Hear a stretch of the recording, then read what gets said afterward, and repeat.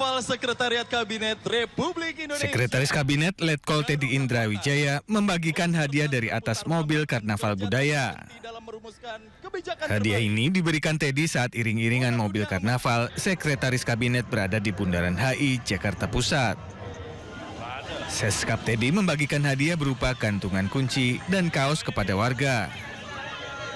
Saat Seskap Teddy melintas, masyarakat yang hadir sempat riuh memanggil namanya.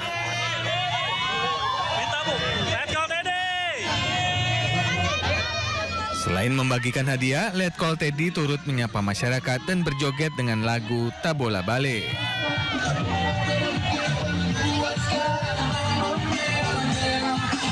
Indonesia Raya yang akan dibawakan oleh Jakarta. Sebelumnya, Presiden Prabowo membuka Karnaval Budaya peringatan Hari Kemerdekaan Indonesia ke-80 pada Minggu malam. Menteri-menteri Kabinet Indonesia Bersatu menaiki mobil hias dari kementerian masing-masing. Serta pengembangan SDM tercermin Indonesia tahun 2020. Mobil hias ini didekor dengan gaya masing-masing kementerian seperti Kementerian Agama yang menampilkan candi dan rumah ibadah.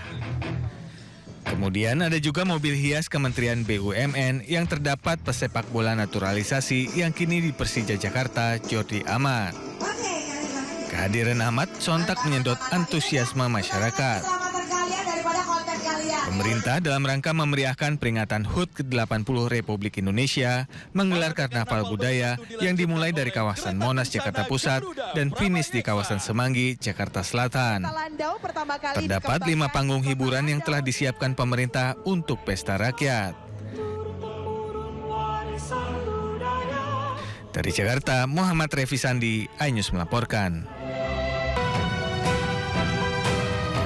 Sampah berserakan usai pesta rakyat Karnaval dalam rangka memeriahkan Hari Kemerdekaan RI ke-80 tahun di Bundaran HI hingga MH Tamrin, Jakarta Pusat. Petugas gabungan penanganan prasarana dan sarana umum dan UPK Badan Air harus bekerja ekstra membersihkan jalan. 100 orang petugas dengan armada 10 truk pengangkut sampah dikerahkan ke lokasi. 100 orang dari UPS Badan Air Dinas Lingkungan Hidup Provinsi DKI Jakarta di lokasi kerja Bundaran HI.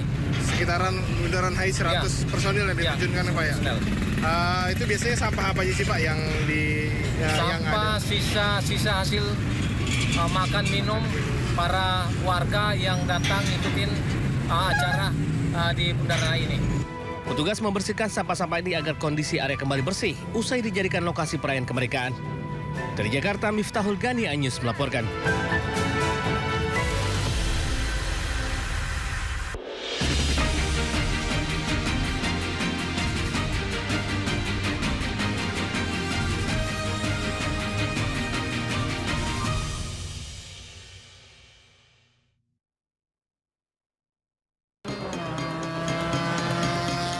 Beginilah kondisi mobil-mobil supercar yang mengalami kecelakaan saat konvoi di Tol Kunciran, Tangerang, Banten. Peristiwa terjadi saat rombongan mobil mewah ini melintasi tol dengan kecepatan tinggi menuju arah Serpong. Namun saat di KM 15.500, pengemudi mobil berwarna putih hilang kendali hingga menabrak pembatas jalan.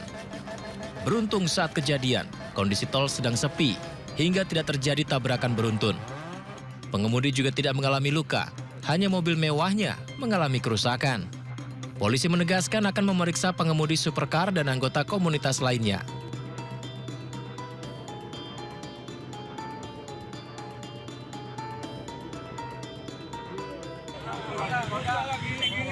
Kalau anak-anak saya nonton kamu gaji buta enggak? Dengar, orang gaji buta enggak kalian? Siap tidak?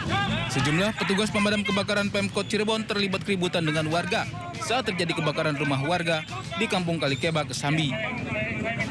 Alasan kamu gaji butanya dari mana? Ayo, saya kasih tahu. Warga menuduh petugas damkar makan gaji buta karena terlambat datang ke lokasi. Tak terima, petugas damkar protes hingga berujung nyaris baku hantam.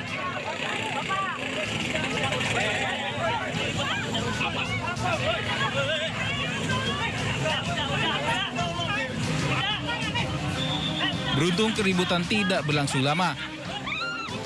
Tadi mungkin lebih ke emosional dari warga ya, yang memang kita harus buru-buru memadamkan, dan kita sebetulnya sudah tahu triknya karena memang resiko material yang terbakarnya kan sebetulnya nggak terlalu berbahaya karena baja ringan dan atapnya juga pakai seng. Selanjutnya juga kompartementasi, artinya jarak antara rumah dengan rumah itu tidak berhimpitan, tidak berdampingan, sehingga secara analisis oleh kita bahwa tidak mungkin merembet kemana-mana. Kita space, kita batasi perjalanan apinya sehingga kita bisa terpadamkan.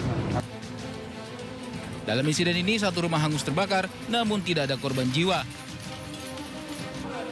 Api baru bisa dipadamkan 1 jam kemudian setelah 2 unit kendaraan pemadam kebakaran dikerahkan. Dari Cirebon, Jawa Barat, Miftahudin, iNews melaporkan.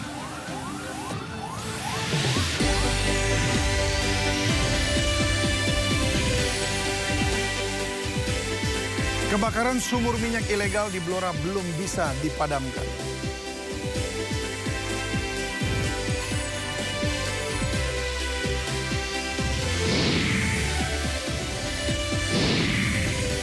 Polda Metro Jaya hari ini memeriksa 3 saksi terkait kasus tudingan ijazah palsu Presiden ke-7 Republik Indonesia, Joko Widodo.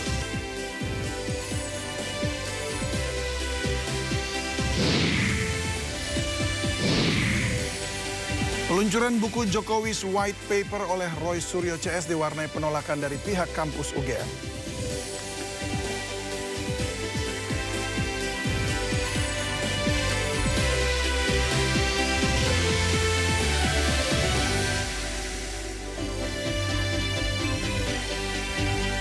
Halo, selamat sore pemirsa. Buku Jokowi's White Paper disebut menyajikan analisis mendalam terkait sejumlah kontroversi, terutama soal keaslian ijazah Jokowi yang diungkap dengan pendekatan digital forensik. Buku ini memicu perdebatan sengit di kalangan masyarakat, terlebih selepas soft launching yang bertempat di UGM menghadapi berbagai kendala dan penolakan. Bersama saya David Silahoy, Anda menyaksikan Sindo Sore. Pemirsa, kebakaran sumur minyak ilegal di Blora belum bisa dipadamkan. Polisi telah melakukan penyelidikan dengan memeriksa 4 saksi.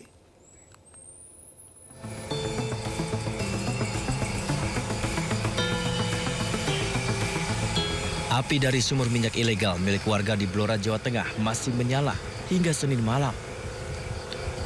Akibat peristiwa ini 3 orang dilaporkan tewas. Petugas kepolisian masih melakukan penyelidikan dengan memeriksa 4 orang saksi. Tak hanya memakan korban jiwa, kebakaran juga memaksa 50 kepala keluarga mengungsi ke rumah kerabat maupun lokasi aman.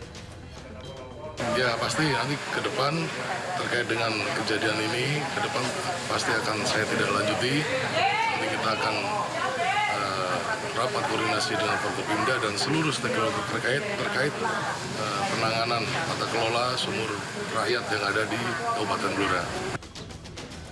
Sementara itu, pihak pemerintahan Kabupaten Blora telah mendatangi rumah duka untuk memberikan santunan sekaligus mengunjungi tempat pengungsian.